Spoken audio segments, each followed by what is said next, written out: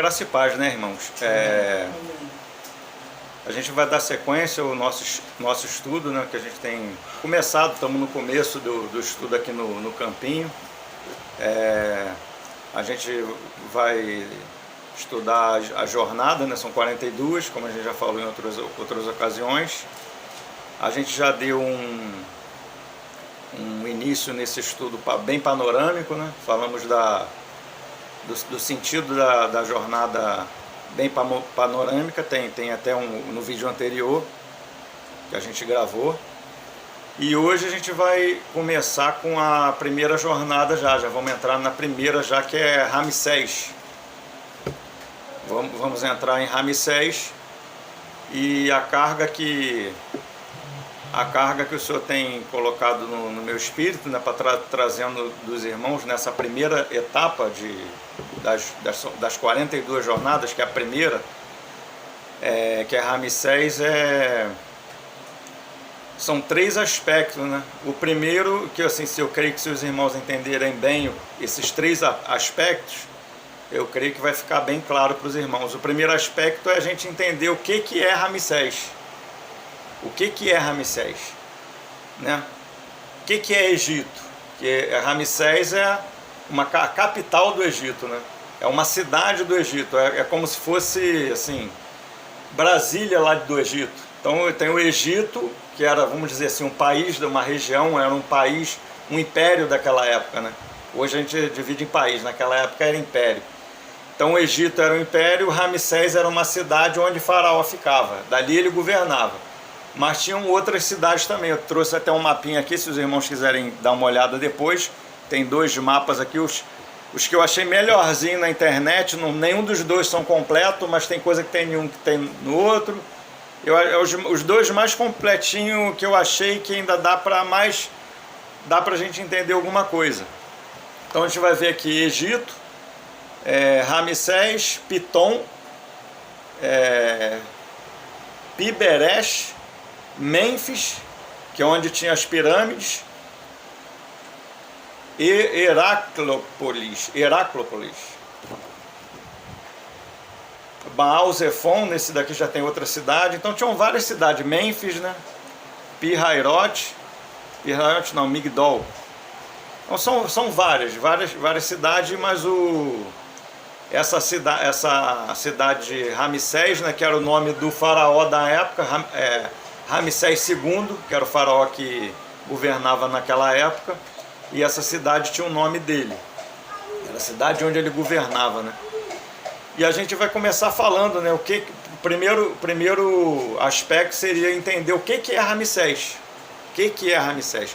O segundo aspecto que o senhor colocou assim para estar compartilhando com os irmãos seria o que é estar em Ramsés.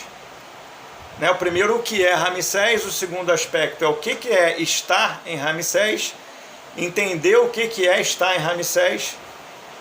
E o terceiro aspecto seria o que é sair de Ramsés.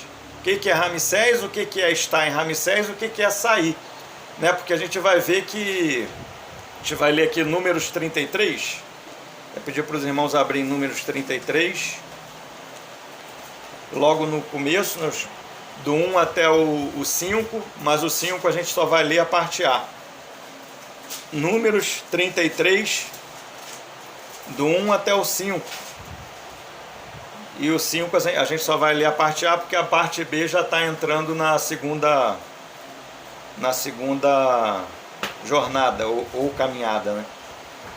Então, Números 33, 1 fala assim, ó: são estas as caminhadas dos filhos de Israel. Quer dizer, caminhadas plural, né? Porque não é uma caminhada, são várias caminhadas, segundo o nosso estudo, 42 caminhadas, ou jornadas, como é que os irmãos quiserem chamar, né? São essas as caminhadas dos filhos de Israel que saíram. Então essa aqui é uma palavra-chave que tem aqui nesse texto, saíram, que o Espírito Santo vai usar em Números 33, praticamente no capítulo 33 todos. Essa palavra, saíram partidas, né? Todo o capítulo 33, toda essa palavra é mencionada. saíram da terra do Egito. Então, glória a Deus, não ficaram na terra do Egito, eles saíram, né? Segundo os seus exércitos, sob as ordens de Moisés e Arão. 2.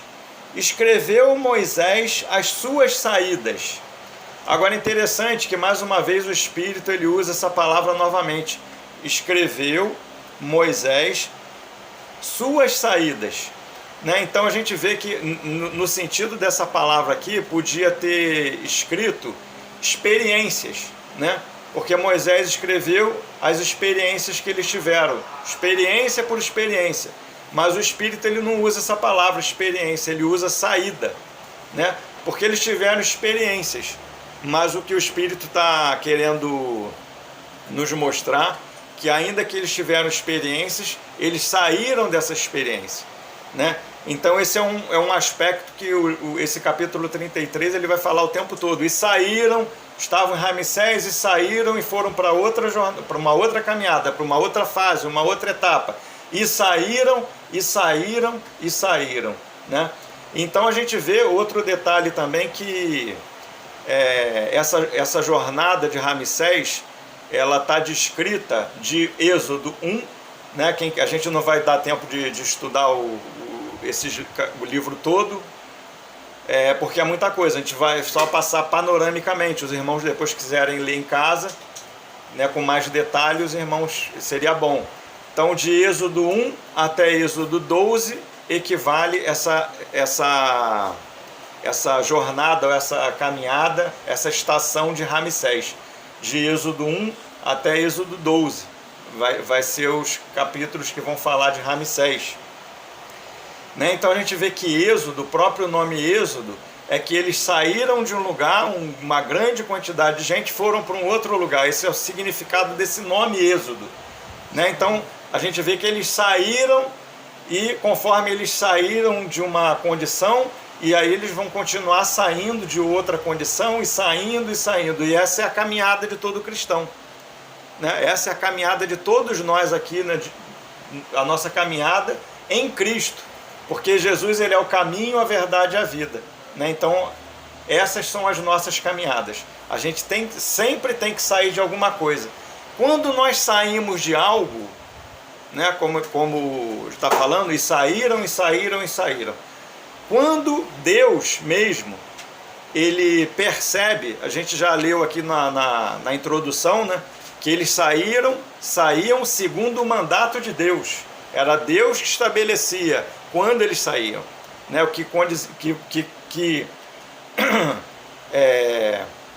que traçava isso tudo era a nuvem, né?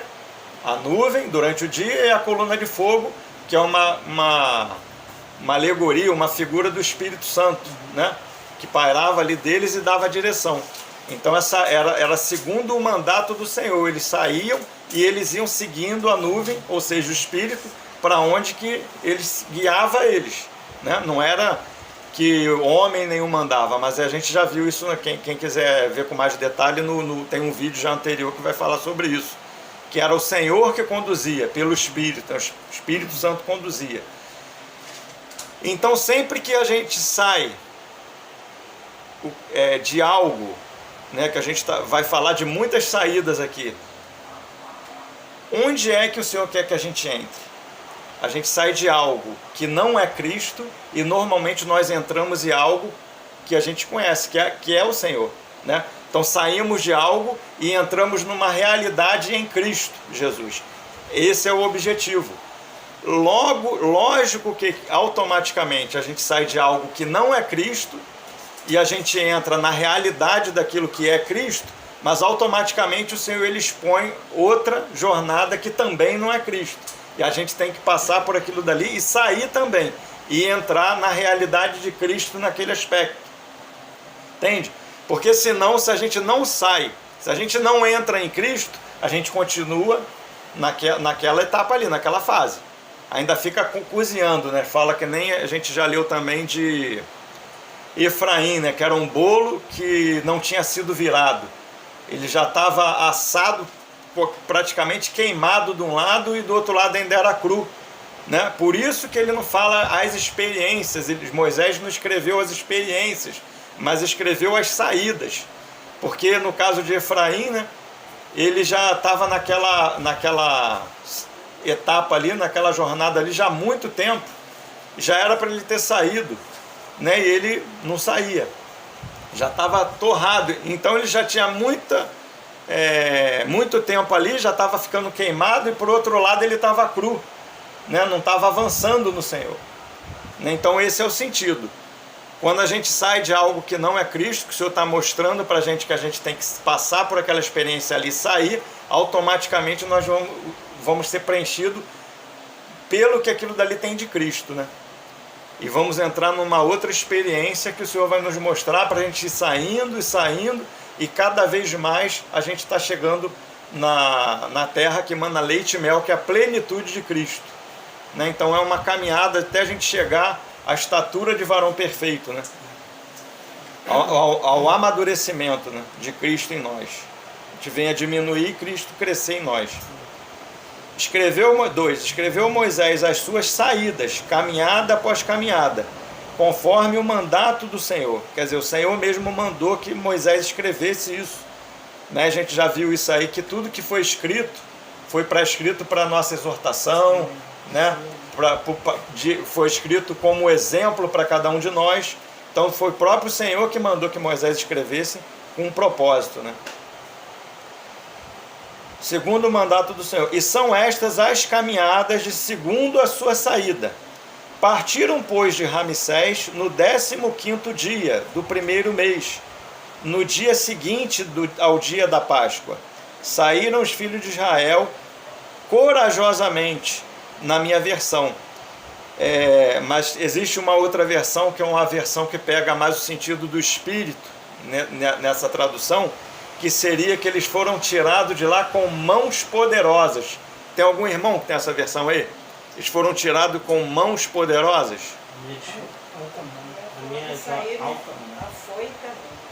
Afoitamente. Minha alta mão. Alta mão. Então, por isso, assim, o nosso irmão, né, que ele fez esse estudo no qual a gente está se guiando, o irmão Dino, ele sempre aconselha, né, a Reina Valera. A versão da Reina Valera, ela está lá, foram tirados com mãos poderosas, né? Então a gente entende com isso, é bem sugestivo, né, pelo Espírito, assim, para a gente hoje, que para sair de Ramsés não é algo que possa o homem produzir, é algo que existe a necessidade do Senhor tirar com mãos poderosas. Então isso aí é bem interessante a gente ter essa tradução mais adequada, né, vamos dizer assim, que foi preciso o Senhor. A gente vê que o Senhor ele vinha subjugando os deuses do Egito, porque cada praga que enviava, né, subjugava um deus do Egito. Eles tinham vários deuses, então cada praga, a primeira praga é subjugando um deus, né? Então o primeiro que o Senhor ele foi subjugando foram os deuses do Egito, né? Então Moisés ia lá, mas os faraó não deixava tirar o povo sair, partir, né? O coração dele endurecia e não deixava o povo partir. Mas o que realmente, quando foi que o povo foi liberto do Egito, que eles saíram, foi arrancado com mão forte? Foi no estabelecimento da Páscoa, com a morte do cordeiro, o derramamento do sangue do cordeiro. Foi isso que possibilitou, né, a saída deles de Ramsés. Foi o sacrifício do cordeiro, né, que a gente vai ver que é uma ilustração, uma alegoria da morte sacrificial de Cristo na cruz, né? Então ali está em Êxodo 12, por isso que é de 1 a 12. 1 a gente vai começar ali tudo que o povo passou no Egito. No 12 é o estabelecimento da Páscoa e eles são libertos, né? Eles começam a sair do Egito, né? Então foi a partir da Páscoa. Então ele aqui fala, até aqui, né, no versículo 3, né, no 15º dia do primeiro mês, 15º, no dia, depois a gente vai ver lá em Êxodo 12 mesmo, que no 14, dia 14 eles tomaram o cordeiro, né? No dia 15 eles vão comer o cordeiro, vão sacrificar, o cordeiro vai ter a Páscoa, né? E ainda no dia 15 mesmo de madrugada, eles saem de lá, né? A gente vai ver depois um pouquinho mais isso. Aqui está falando bem abreviado, né? Então foram tirados corajosamente ou com mãos poderosas aos olhos de todos os egípcios, enquanto estes sepultavam todos os primogênitos, né? Então esse aqui é outro juízo de Deus, o juízo contra os primogênitos, né? Que foi um juízo dos primogênitos, porque esse outro segundo juízo aí que Deus estava falando, né? Existe o aspecto que o primogênito deles também era um deus, né? Então Ramsés, a própria palavra Ramsés, ela é filho de Ra, filho ou filho do sol, né? Porque essa divindade, que o sol era um deus para eles, que eles chamavam de Ra. Então Ramsés é filho de Ra ou filho do sol, né? E o filho de Faraó também era um filho do sol, né? Então eles eram tratados como sacerdotes e já desde criança Faraó já delegava autoridade para ele, conforme ele ia crescendo, conforme a capacidade dele, já ia delegando poder para ele, né? Quando Faraó se apresentava perante o povo, o filho de Faraó já ia na frente, né? Então você exercer juízo, porque Faraó mesmo era um deus e o filho também era um deus. Sobre o filho é você cortar a posteridade, né?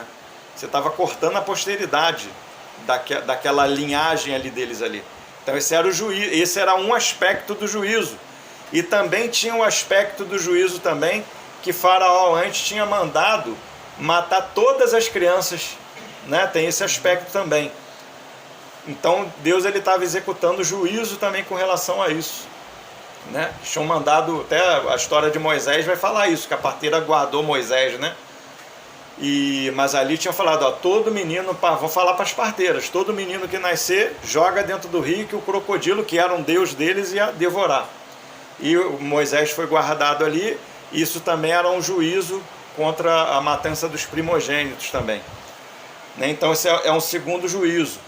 Primeiro, os deuses do Egito, estava executando juízo nos deuses do Egito, e juízo contra os primogênitos, que também tem a ver com a divindade, né? Mais para frente a gente vai ver que esse sentido espiritual, né? Que quando fala de Faraó, os egípcios e os servos de Faraó, né? A conotação mesmo é do próprio Satanás, diabo, como Faraó, principados e potestades. São principados, ali está prefigurando o próprio diabo, principados e potestades. Porque quando fala que eles não deixavam eles saírem do Egito, é essa conotação, que estão aprisionados por principados e potestades, naquele sistema ali de mundo, né, que o Egito, ele significa mundo, né? Isso eu acho que a maioria dos irmãos entende isso, né? Egito, quando a gente fala que saiu do Egito, saiu do mundo, mas não é só o aspecto de mundo quando se sai do Egito. Sair do Egito também, a palavra do Egito também, ela tem a conotação de aflição, ela se traduz por aflição, né? Você sair daquela aflição, daquela opressão ali maligna de principado e potestade. Então quando a gente não tem o Senhor, que não recebe o Senhor, a gente fica sujeito a principado e potestade, né? Ao domínio das trevas. Por isso que fala que ele nos transportou do império das trevas. Está falando desse sistema espiritual maligno, diabólico, do diabo mesmo, principados e potestades. Isso, ele nos tirou do império das trevas e nos transportou para o reino do Filho do seu amor. É um outro governo, é uma outra esfera. Nos colocou nas regiões celestiais em Cristo Jesus. É uma esfera agora em Cristo, uma esfera celestial, né? Não é aquela esfera do mundo. Mas ainda que nós a gente vai perceber depois que nós podemos ainda ter amizade com esses principados e potestades, né? Que a gente vai falar que é mundanismo, paganismo, caminhar, né, nesse tipo de coisa, né? Que o Senhor já nos tirou, né? Mas agora no princípio eu queria focar nesse aspecto do que é Ramsés ainda. né? Já falei um pouquinho do que significa sair, estar em Ramsés, e o que é sair de Ramsés, né? Mas ainda vamos focar um pouquinho mais no que é Ramsés, para aprofundar um pouquinho mais. Corajosamente aos olhos de todos os egípcios, enquanto estes sepultavam todos os seus primogênitos, a quem o Senhor havia ferido entre eles. Também contra os deuses executou o Senhor juízo. Olha isso que eu estava falando, tá vendo?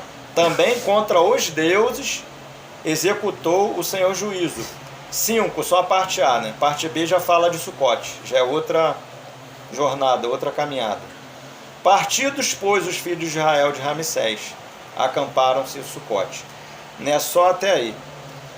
Então, como eu falei, né, o primeiro aspecto que eu queria assim, aprofundar bastante com os irmãos é o que é Ramsés, né?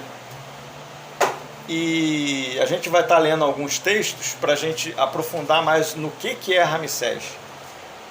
Né? O primeiro texto é Êxodo 1. Êxodo 1.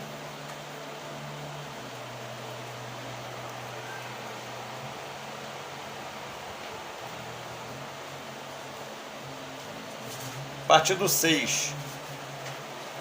Do 6 até o 10. Até o 11 também.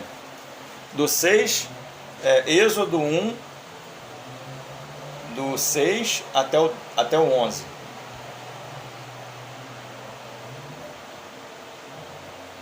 Faleceu José, os seus irmãos e toda aquela geração, mas os filhos de Israel foram fecundos e aumentaram muito e se multiplicaram grandemente, se fortaleceram, de maneira que a terra se encheu deles.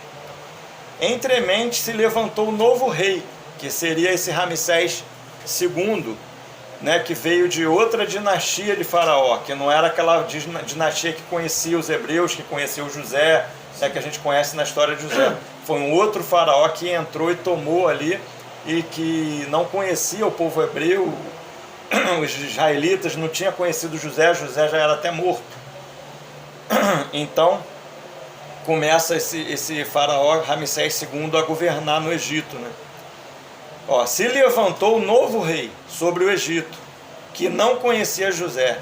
Ele disse ao seu povo, ou seja, ele falou para os egípcios, né? Então a gente vê, como já começa aqui a ilustração que eu estava falando, de Faraó como uma ilustração do próprio Satanás, os egípcios, né? Principados e potestades.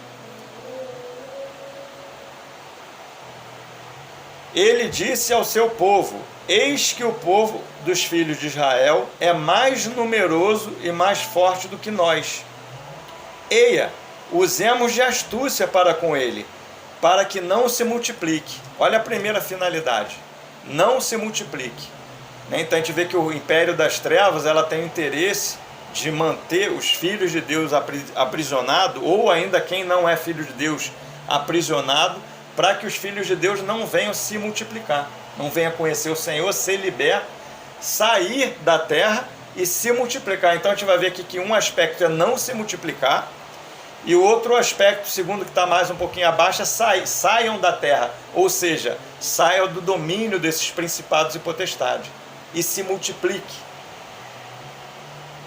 Não se multiplique, e seja o caso que vindo guerra, ele se ajunte com os nossos inimigos, peleje contra nós e saia da terra.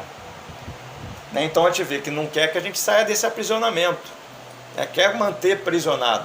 Por isso que Moisés, quando chegava lá, ele não deixava sair.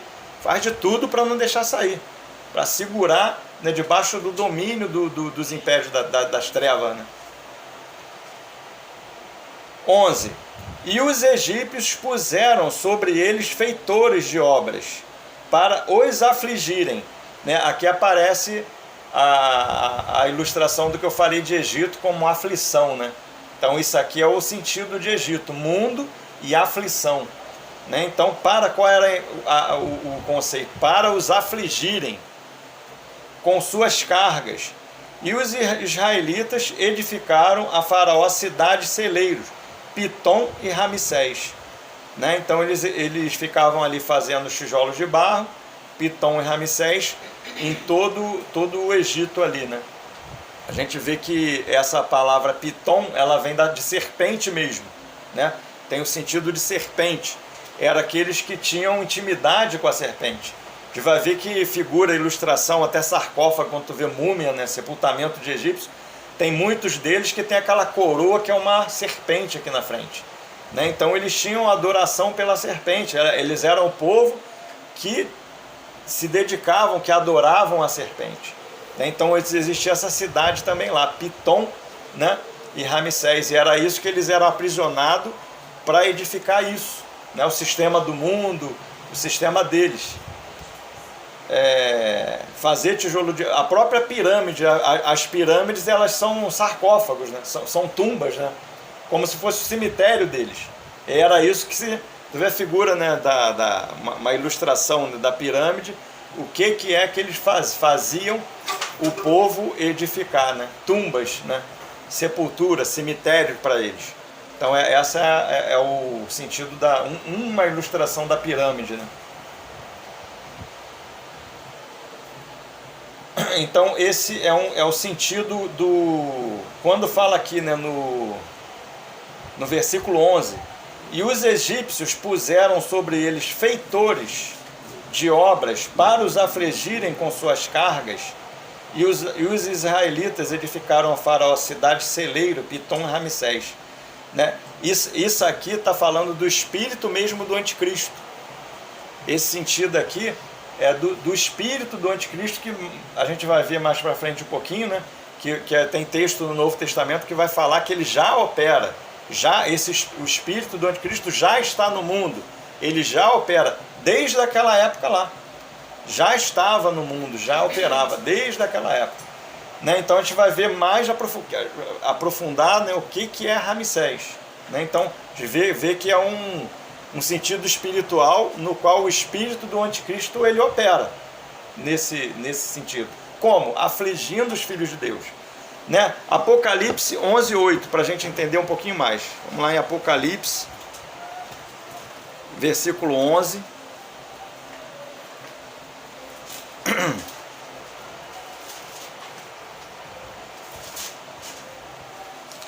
Apocalipse, capítulo 11,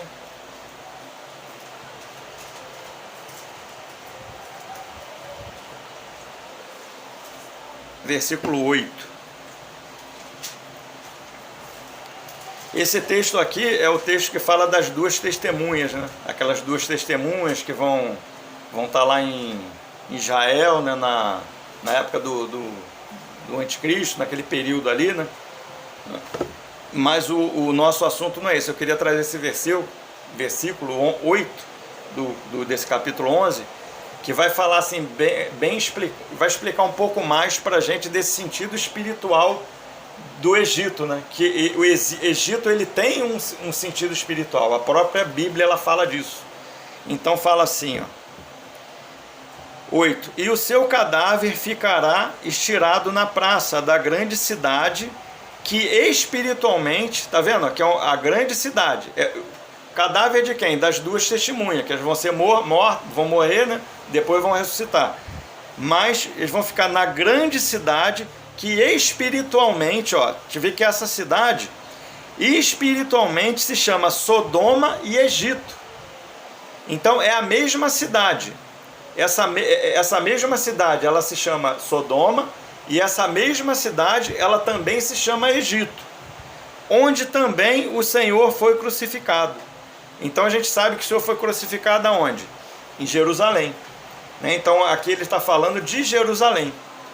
Então aqui o que ele está falando? Que Jerusalém, espiritualmente, ela se chama Sodoma, e que Jerusalém, espiritualmente, também se chama Egito, né?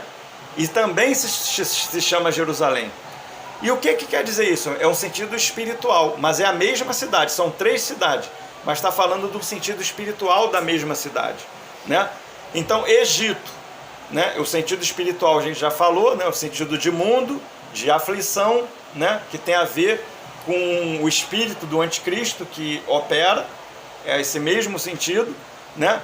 Sodoma tem a ver com paganismo, né, os prazeres do mundo. Sodoma era a cidade que, né, onde existia todo tipo de prazer carnal, né, era liberado lá, isso era normal na cidade. Então é todo sentido de satisfação da carne, né? É o ser natural, né? Também paganismo, coisas do mundo, e às vezes até coisas que não são tão, né? Porque quando a gente viu lá em 1 Coríntios 10, Paulo ele faz uma panorâmica das jornadas. Em 1 Coríntios 10, eles falam que o povo comia e bebiam e se assentaram para se divertir. Comiam, bebiam e se levantaram para se divertir. E Paulo vai falar está falando das jornadas. E ele vai falar que isso era a idolatria, né? Então é o sentido do seu ser natural, né? A gente vai entrar com mais detalhe nisso para frente, porque a gente vai ver que é o sentido da aflição do mundo. Eles colocam feitores para oprimir, né? Então é o sentido de hoje, ainda opera, esse espírito opera até hoje. Tira a palha deles, né? Não é isso que a gente vai ver mais na frente. Tira a palha deles para que eles estão querendo adorar. Dá mais trabalho para eles. Dá mais trabalho para eles. É esse sentido, é um espírito isso. Para quê? Para que não se multiplique, para que não adore Deus, para que fique preso ali, escravo, né?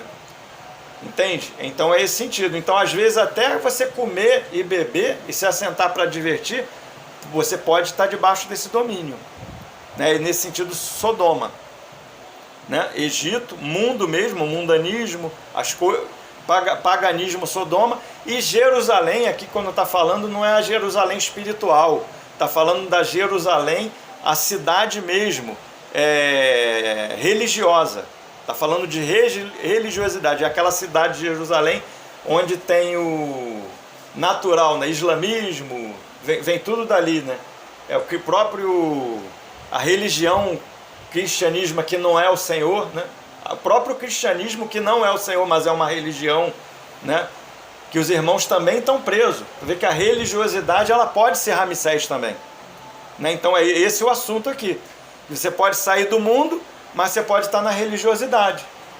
Você pode sair do mundo, né? Então esse é o conceito desse espírito do anticristo. A gente vai ver aqui em Êxodo mesmo. Tem hora que Faraó fala assim, vai, mas adora aqui na terra mesmo. Adora aqui na terra mesmo, né? É o mesmo sentido de Babilônia. Babilônia, eles aprisionavam, levavam cativo, aprisionavam, mesmo sentido, mesmo princípio de Babilônia. Mas lá você podia ter a sinagoga, lá você podia ter, não tinha problema nenhum, desde que você fique lá, né? Preso lá, pode adorar aí, mas você não está em Jerusalém, em Cristo, você está em Babilônia, né? Então isso aí também é Ramsés, é esse sentido, né? Esse é o sentido espiritual de Egito, né? Sodoma e Jerusalém. É religiosidade, mundanismo, paganismo, carnalidade, né? Coisas às vezes que é até a nossa necessidade, né? Por isso que lá fala das concupiscências da carne, concupiscência dos olhos, concupiscência da carne e soberba da vida, né? Gênesis 3:6. Isso aí, concupiscência dos olhos, da carne e soberba da vida. E aqui, irmão, para a gente avançar um pouquinho mais nesse sentido aqui, né? A gente ainda está falando do que é Ramsés. Apocalipse 13:1. Vou avançar mais para Apocalipse 13:1. Para a gente entender o que é Ramsés.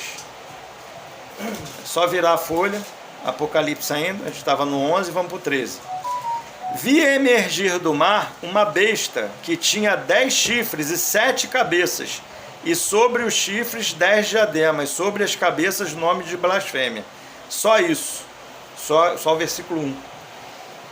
Então aqui a gente vai ver no capítulo 13 que ele está falando de uma besta que tinha 10 chifres e 7 cabeças. Então são essas 7 cabeças que a gente vai ver para a gente chegar até o que é Ramsés também, né? Essa besta aqui também, ela está falando no sentido espiritual. Essa besta de 7 cabeças. Essa besta de 7 cabeças é o que é? É o conjunto, né, do próprio dragão, né, com 7 cabeças, ou seja, 7 principados, cada principado representando uma cabeça dessa numa época específica, né? Então a gente vai ver que cada principado ele vai representar uma cabeça dessa num período específico. Mas só que nesse tempo aqui dessa besta com 7 cabeças, ela vem se juntando, se unindo uma besta na outra. Ela passa, mas ela continua misturada. Entende? Ela começa com uma cabeça, mas agora daqui a pouco ela vai ter 2, 3, 4, 5, 6, 7. Ela vai aumentando as cabeças conforme a passagem do tempo. E quando chega no nosso tempo, né, ela já está com 7 cabeças. Com 6 cabeças. A gente está na 6ª cabeça hoje.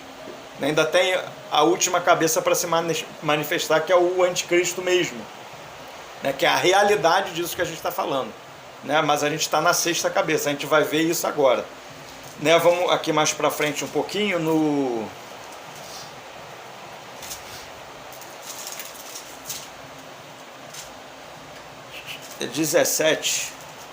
Apocalipse 17, que vai trazer mais clareza para a gente nesse aspecto, né? Apocalipse 17,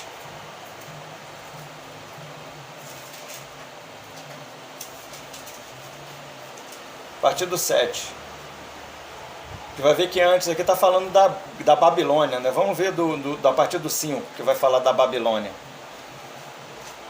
Na sua fronte achava-se escrito um nome, um mistério: Babilônia, a grande, a mãe das meretrizes e das abominações da terra, né? Porque ela também é Babilônia, né? Ela é Egito, ela é Babilônia, né? Então ela se mostra como Babilônia aqui, né? Então vi a mulher embriagada com o sangue dos santos e com o sangue das testemunhas de Jesus, e quando vi, admirei com grande espanto. O anjo, porém, me disse: por que te admiraste? Dir-te-ei o mistério da mulher e da besta que tem as 7 cabeças e os 10 chifres, e que leva a mulher. A besta que viste era e não é, e está para emergir do abismo, e caminha para a destruição.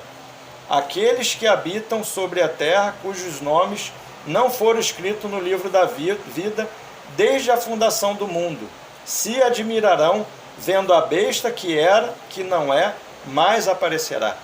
Quer dizer, não era, mas é, mas aparecerá. Por que não é, mas era, mas aparecerá? Porque são reino que são depostos, né, que a gente vai ver lá em Daniel. Estabelece reis, né? Depõe reis, estabelece reis, então sai um rei, entra outro rei, ou seja, não é algo que é natural, é algo que é natural, que acontece aqui na Terra, mas que existe algo espiritual por trás, porque quando sai um rei e entra outro rei, significa que caiu uma potestade e entra outra. Sai uma potestade, entra outra potestade, né? Então esse é o sentido, né, de cada cabeça. Então a cabeça tem um tempo, saiu aquela dali, a gente vai ver isso aqui também, para a gente ficar mais claro para a gente. Né? Então a gente sabe que os 10 chifres, né, são que essa besta ela tem 7 cabeças, mas 10 chifres, que são 10 reis. Né? Esses 10 reis eles darão a sua autoridade para o anticristo quando ele for aparecer. Né? Então é isso aí, mas as 7 cabeças são esses reinos, né? Esses impérios. Versículo 9. Aqui está o sentido, quem tem sabedoria. As 7 cabeças são 7 montes nos quais a mulher está sentada. São também 7 reis, ou a palavra mais certa aqui seria reinos, não reis, mas reinos. Então, porque são reinos dos quais caíram 5. Um existe e o outro ainda não chegou. E quando chegar tem que durar pouco. Ou seja, 5 já caíram. Então a gente vai ver aqui que João, ele está falando que 5 desses reinos são 5 reinos, né? E 5 já caíram. Então a gente vai ver que João, ele está no tempo de Roma, né? Que é o tempo do Senhor Jesus, o tempo de João, dos apóstolos. É o período de que Roma era uma dessas cabeças, né? Então ele está vendo do tempo de Roma. João, ele está em Roma, nessa cabeça, que é a quinta cabeça. Roma é a quinta cabeça, certo? É o período de João. E ele está vendo, João, ele está vendo a história espiritualmente para trás, e ele está vendo a história para frente. Ele está vendo de dois ângulos. Ele está vendo a história para trás e ele está vendo a história para frente. Então João, ele falou que essas cabeças são 7 reinos. 5 já caíram, 1 existe e tem um que vai se levantar ainda, que vai durar pouco tempo, são 7 anos só, que é o período do anticristo, que é a última cabeça. Então, quais são esses 5 que já caíram? Então João, ele está em Roma, certo? João, ele está em Roma, diz que já caiu. É o império. Que Roma é essa? É o Império Romano na época de Jesus, não existe mais. Amém? Aquele império que Roma, que mandava mundialmente, não existe mais, já caiu. Roma, antes de Roma era qual? Grécia, não é isso? Eram os gregos, né? Já caiu também.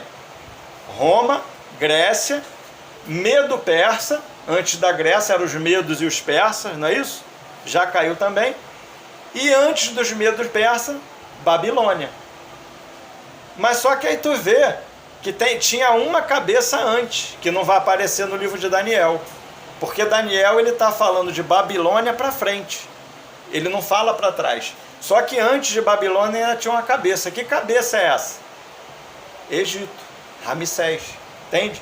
Então aqui ele está falando isso. Quem tem sabedoria espiritual, ele está falando, essa besta de 7 cabeças é esse sistema espiritual mundial que opera desde Ramsés, né? Que era uma cabeça, que era o Egito, que era Ramsés. Aí agora a gente vai ver que desde Daniel, esses impérios que vão vindo, eles vão se misturando. A gente vai ver lá que é uma estátua só. Estão mesclados. E hoje, tudo que a gente tem, né, cada um tinha um principado ali que se junta a ele, que se mescla. E no nosso tempo, aquela besta ali está mesclada, está toda unida. Né? Então, vamos lá em Daniel 7. Daniel 7.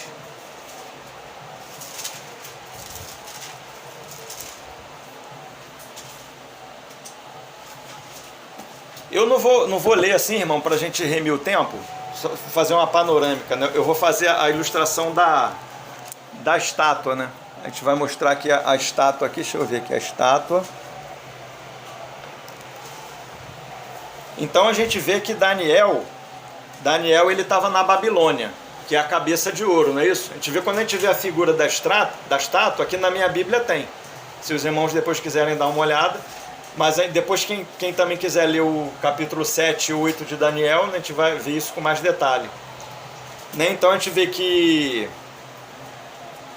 esse período de Babilônia era a cabeça de ouro, né? Os medo-persas era o peito e os braços de prata. A gente vai ver que vai fazer os braços. Por que tem os 2 braços? Porque é o medo e o persa. Eram dois reinos que estavam unidos. Por isso que tem os 2 braços, né?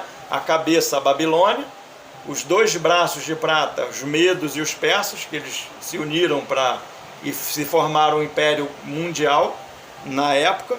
Né? Depois veio a Grécia, com Alexandre o Grande, né?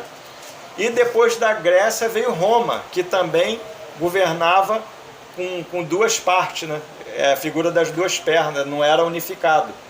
Né? A gente vai ver lá que um falava com Herodes, depois vinha falar com Pilatos, mandava para lá, mandava para cá. Por quê? Porque eles não tinham um domínio total centralizado, eram 2 pernas, né? Que vem do tempo dos Macabeus. Assim, não vou falar bem rápido isso, porque não é o assunto.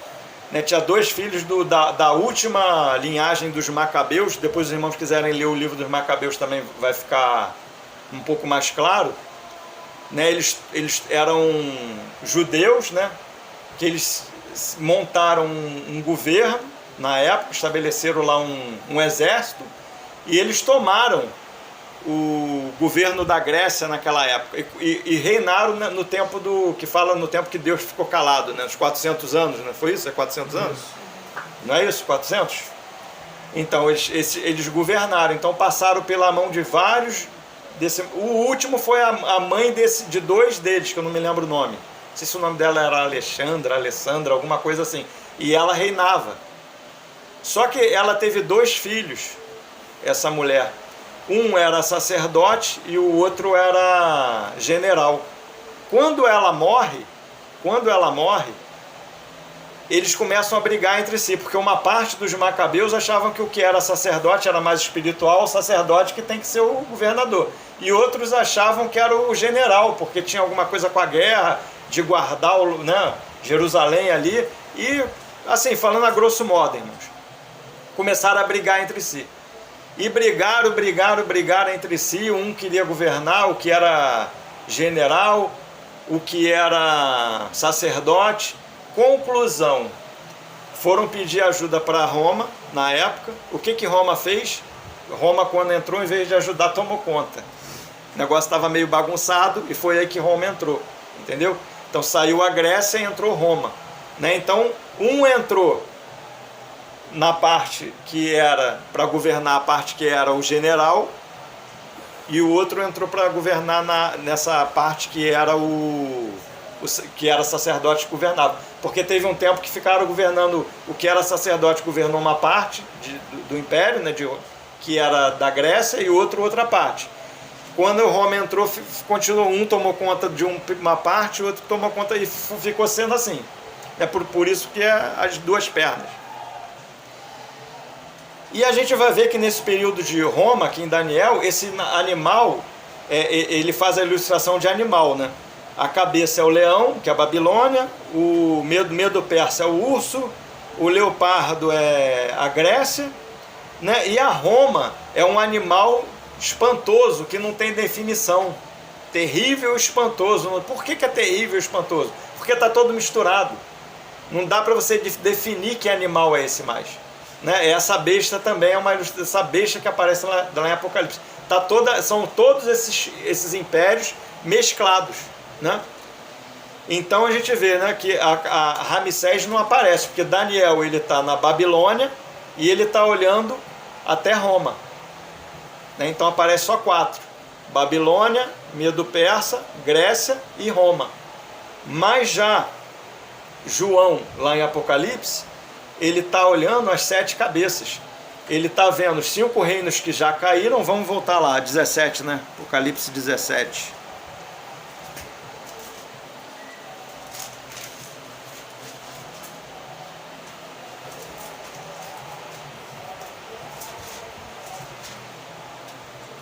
Versículo 10, Apocalipse 17, 10.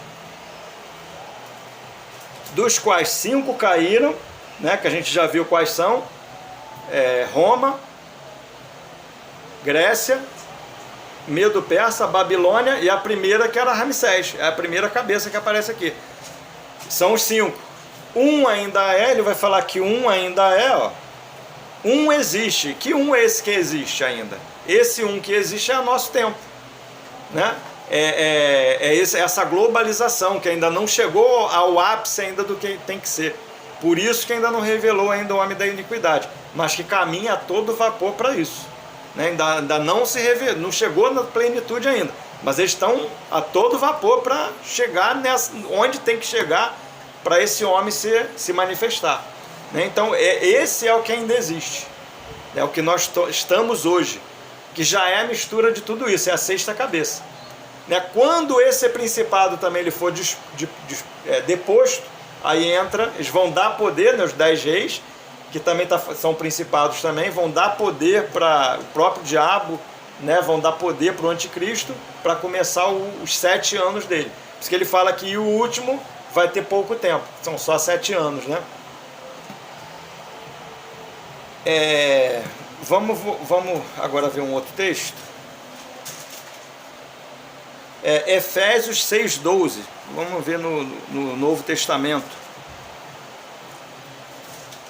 Efésios 6,12.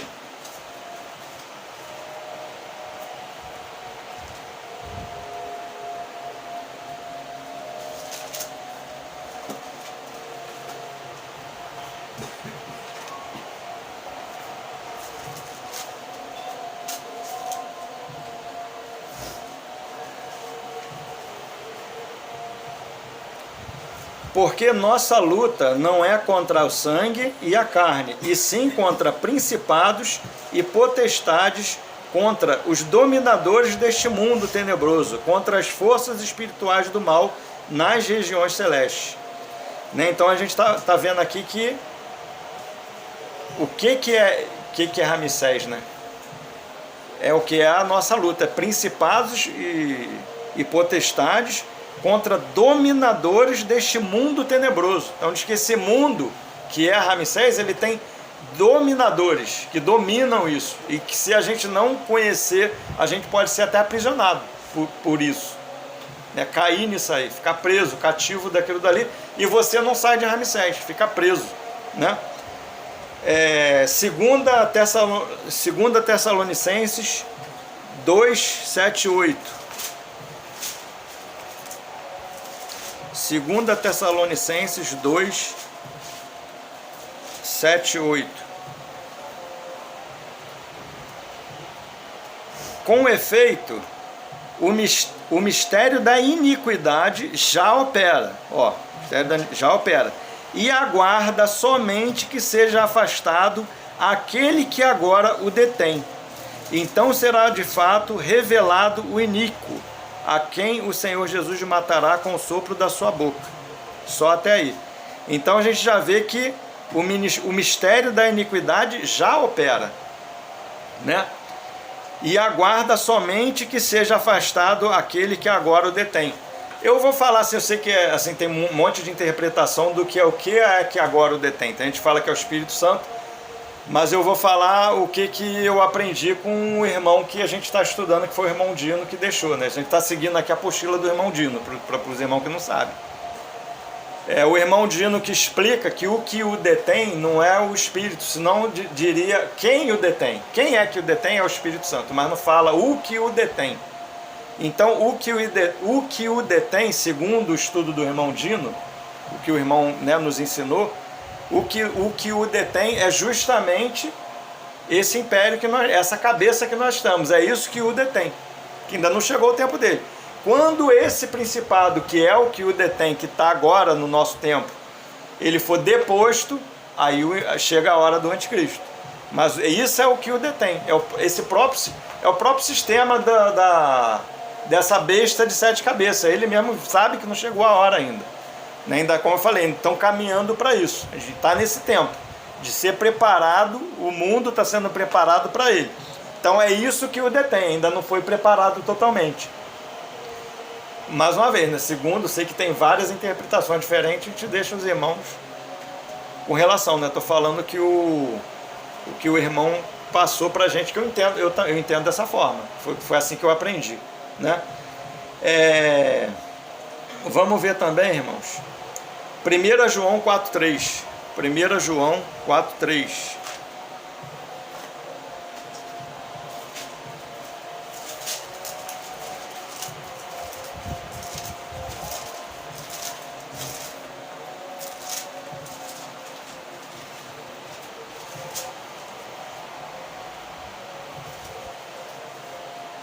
E todo espírito que não confessa a Jesus não procede de Deus. Pelo contrário, este é o espírito do anticristo, a respeito do qual tendes ouvido que vem e presentemente já está no mundo. Porque já opera e já está no mundo, o espírito do anticristo. É desde aquela época. Então isso tudo é esse sistema de Ramsés, né? Então por isso que a gente vê que a Páscoa, né, quando Jesus derrama o sangue dele, tratou com os nossos pecados, né?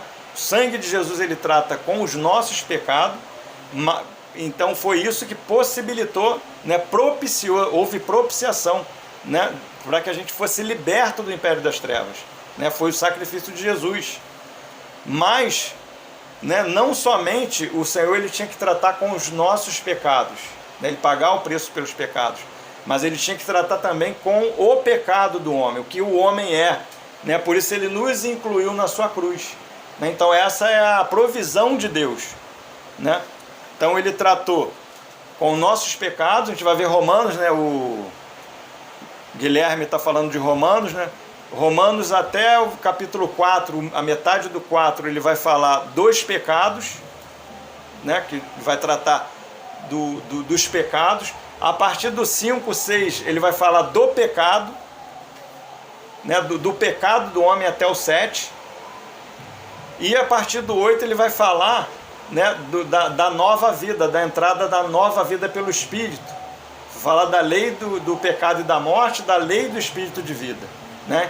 Então essa é a provisão de Jesus, morte, ressurreição, né, tratar com os pecados do homem, tratar com o pecado, com a natureza, porque não somente está preso, cativo em Ramsés tem a ver com o que nós fazemos, mas tem a ver também com o que nós somos, com a nossa natureza caída. Então, a nossa natureza caída, ela nos aprisiona, né? Então, o que é que nos liberta de Ramsés? A lei do Espírito de vida, é andar em Espírito, né? Estar em Cristo, andar em Espírito, é isso que nos liberta. Se a provisão foi para isso, para nos tirar, diz que ele nos tirou com mãos fortes do Egito, né? Vamos voltar lá para Êxodo. Êxodo 3, a gente vai ver uma ilustração interessante do porquê que o Senhor Jesus veio. Êxodo 3, 7 e 8. Êxodo 3, 7 e 8. Disse ainda o Senhor: certamente vi a aflição do meu povo, que está no Egito, e ouvi o seu clamor, por causa dos seus exatores. Conheço-lhe o sofrimento, por isso desci, a fim de livrá-lo da mão dos egípcios, e para fazê-lo subir daquela terra a uma terra boa, ampla, terra que mana leite e mel. Só até aí, irmãos. Então a gente vê, né, que o Senhor ele viu a aflição, né, a figura, o Senhor ele viu a aflição do povo, viu a condição, que o homem não tem condição, né, de sair dessa escravidão que é Ramsés, do domínio de trevas e impérios. Por isso que a gente vai ver que ele tratou na cruz, né? Em Colossenses vai falar que ele riscou o escrito de dívida que era contra nós, né? Ele despojou principados e potestades, né? Que ele tratou com principados e potestades. Lá a gente vai ver, subjugou um por um. Não foi isso que aconteceu lá em no Egito? Por isso que ele vai falar, né? Despojou principados e potestades. Com o quê? Publicamente, isso aí. Outro detalhe também, outro aspecto da cruz, né, do tratamento com a carne, com o que somos. Ele nos crucificou para o mundo e crucificou o mundo para nós. Não só ele crucificou o velho homem, né, isso é um sentido que a gente tem que pegar para nós. Oi? Isso. Ele crucificou o velho homem, né? Mas não foi somente crucificou o velho homem, mas ele também, na sua obra, ele nos crucificou para o mundo e crucificou o mundo para nós. Não, isso a gente também que tem que pegar como realidade para nós, né? Que em João 17 também ele vai falar que o mundo vos odeia, porque primeiramente me odiou, porque vós não sois do mundo, como eu também não sou do mundo. Por isso o mundo vos odeia, porque antes primeiro me odiou, né? Eu ouvi uma frase hoje, eu estava vendo uma frase assim, hoje de manhã cedo, interessante, é A.W. Tozer. Não foi estudo, não me lembro nem a frase como é que era, foi a primeira vez que eu vi, mas assim, interessante que eu achei, bem interessante a frase de A.W. Tozer. Ele estava falando desse assunto, justamente desse assunto que a gente está tratando. E ele, assim, não me lembro as palavras certas, mas ele fala assim, ó, que ele orava a Deus, eu oro a Deus, para que Deus me dê discernimento, para que eu possa discernir a doce voz, a voz doce, agradável e suave. Ele fala como uma voz doce, suave, agradável, voz do anticristo. Porque quando tu começa a ver ele falar que ele ora a Deus, para que Deus dê discernimento para ele ouvir, ter discernimento dessa voz doce, a gente pensa que é a voz do Senhor, né? Mas ele não, ele fala, falando desse assunto, ele fala que é a voz doce, suave e agradável voz do anticristo. Porque tem uma sutileza, entende? Ele não vem como um leão rugindo, pintado de vermelho. O diabo não vem pintado de vermelho com tridente, mas ele vem com a voz suave, né? E nesse estudo até o nosso irmão Dino, ele fala que nós podemos fazer amizade com essas potestades, né? Por exemplo, a gente gosta muito de algo, a gente está preso no mundo por determinada coisa. É como se a gente estivesse fazendo amizade com esses espíritos. E aqueles espíritos vai ser teu amigo mesmo, vai te favorecer bem naquilo ali. Vai te tornar aquelas coisas, ele gosta disso. Vai tornar bem favorável aquilo para você. Né? Eu já ministrei também uma vez o versículo que fala do laço do passarinheiro, acho que é Salmo 91, né, que fala do laço do passarinheiro. Então, o laço do passarinheiro, esse versículo está no Salmo 91. Então, o passarinheiro, quando ele vai caçar, está falando de um principado, uma potestade. O passarinheiro, quando ele vai caçar, ele fica observando aonde a ave vai beber água, o que ela gosta, qual é o tipo da fruta que ela gosta. É isso que o passarinheiro fala. Gosta de manga, gosta de banana, é aquilo que gosta. Então ele vai fazer uma armadilha com aquilo ali que ela gosta. Vai ver aonde que ela anda. Ela anda ali, gosta daquilo. E é naquilo ali que essa potestade vai armar o laço. Vai estar te observando. Né? É uma nuvem de testemunha te observando. Principados e potestades, né? Ficam te observando. E dentro daquilo que você gosta, eles vão te alimentar naquilo ali. Vai fazer amizade. Diz o irmão Dino que o jeito de você se livrar disso é você tornar para elas bem claro que você partiu com aquilo dali, que você cortou com aquilo ali, que você não quer mais aquilo dali. Deixar claro para elas. Porque senão você vai ser suprido naquilo ali. Vão ser teu amigo mesmo naquilo ali. Vai te dar tudo que você gosta, tudo que você quer. A própria semente, ela se alimenta de pouco. O homem está nesse caminho, né? Eu só vou dar aqui em Êxodo, só vou ler alguns textos aqui em Êxodo mesmo, irmãos, e vou estar terminando e deixando os irmãos. Êxodo 5, depois os irmãos quiserem ler o Êxodo todo, para ver algumas coisas que aconteciam em Ramsés, acontecem em Ramsés, né? Êxodo 5, a partir do 7. Daqui em diante não tornareis a dar palha ao povo para fazer tijolos, como antes. Eles mesmos que vão e ajuntem para si palha. E exigirei deles a mesma conta de tijolos que antes faziam. Nada diminuireis dela. Antes ociosos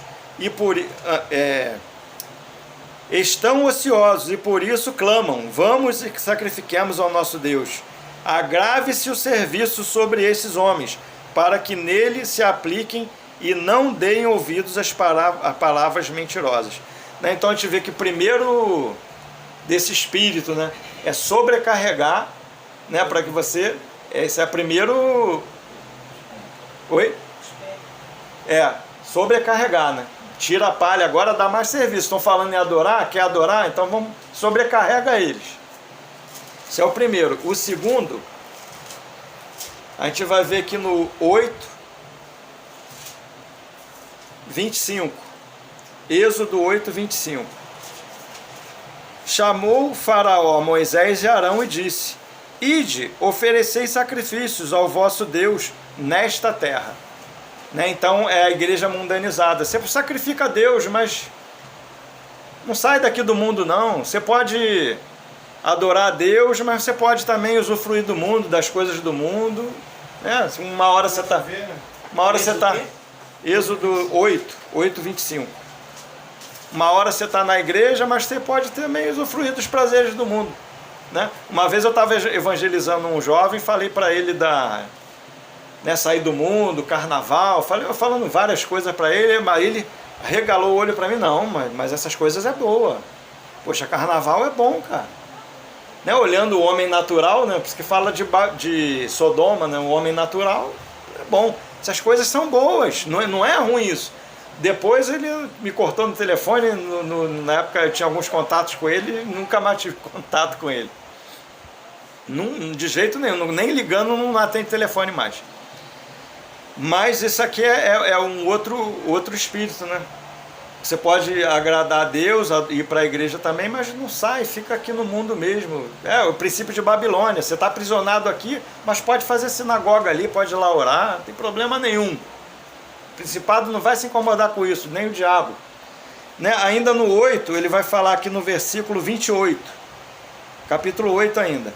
Então disse Faraó, deixai-vos-ei ir, para que ofereçais sacrifício ao Senhor vosso Deus no deserto. Somente que saindo, não vades muito longe. Orai também por mim. Ele fala, orai por mim. Oi? Ainda pede oração, orai também por mim. Né? Então isso aqui é um outro subterfúgio, né? Não vai muito longe não. Não se consagra não. Isso aí é religiosidade. Né? Com esse negócio de Deus aí, você pode até ser cristão. Poxa, meu querido, mas você começou com esse negócio de Deus aí, mas você cortou um monte de coisa. Poxa, isso aí não, isso aí né? Não vai muito longe não. Fica aqui na periferia do mundo, fica por aqui mesmo em Ramsés aqui, não vai longe com esse negócio de igreja, de adorar a Deus, de reino, de milênio, de ser vencedor, vai longe não, fica por aqui mesmo. Fica na periferia aqui, não fica no caminho não, né? Fica na beira do caminho. Precisa ficar no caminho, na beira do caminho já está bom. Capítulo 10, versículo 11. Êxodo capítulo 10, 11. Não há de ser assim, ide somente vós e os homens, e serve ao Senhor. Né? Você vai para a igreja, mas vai você só, a sua esposa não vai, seu filho não vai só os homens. As esposas ficam no mundo, não tem problema. Você vai sozinho, deixa a sua esposa, as crianças, os velhos. Aí Moisés fala aqui no 9, né? Respondeu-lhe Moisés, está antes, já falou antes, né? Havemos de ir com os nossos jovens, com os nossos velhos, com os filhos e com as filhas, e com os nossos rebanhos, com os nossos gados. Havemos de ir, porque temos que celebrar festa ao Senhor. Né? Moisés queria ir, você avançar com o Senhor por completo, né? Vai você, mas a tua família, deixa lá, não precisa não. Né? Os filhos, teu filho também não precisa ir, só você vai sozinho, já está bom você. Né? E o quinto está no versículo 10 ainda, a partir do 24. Então Faraó chamou a Moisés e lhe disse, ide servir ao Senhor, fiquem somente os vossos rebanhos, o vosso gado, a vossa criança, as vossas crianças irão também convosco. Respondeu Moisés, também tu nos tens de dar em nossas mãos sacrifícios e holocaustos que ofereçamos ao Senhor, nosso Deus, e também os nossos rebanhos irão conosco. Nenhuma só unha ficará, porque eles havemos de tomar para servir ao nosso Deus. Né? Então, o quinto é que você serve até a sua família, mas os teus bens não. Você não serve com os teus bens, com a sua provisão, com o que Deus proviu para você, não. Serve só você e até a sua família, mas os seus bens deixa no mundo. Isso aqui é meu, eu que trabalhei, eu que consegui, isso aqui eu não vou consagrar ao Senhor também.